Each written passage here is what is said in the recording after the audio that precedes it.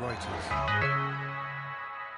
Not exactly the image of China authorities would like the world to see in the run-up to the Olympic Games. Tibet was seen as a main tourist destination for Olympic visitors this summer. Now activity in the remote region is being held up as an example of how the growing nation has failed to take promised steps to promote human rights. Mark Ellison of Amnesty International. Chinese officials have gone on record and said that the human rights situation would improve in the run-up to the Olympics.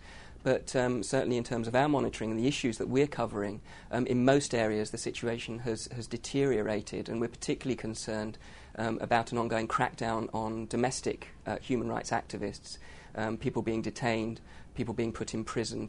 China insists it showed massive restraint in the face of violent protests by Tibetans. On TV, pictures of beaten and bruised citizens to show how hard measures are necessary to maintain order. But human rights groups said the Tibet picture is anything but clear. They would like to see China invite independent monitors to see how the situation is being handled. Phelim Kine of Human Rights Watch.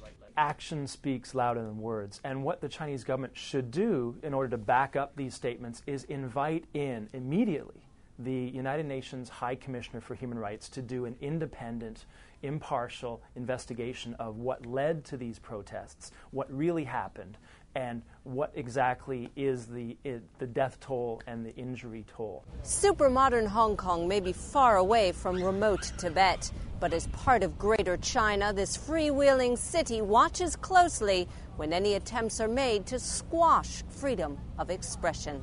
Tara Joseph Hoy, Reuters, Hong Kong.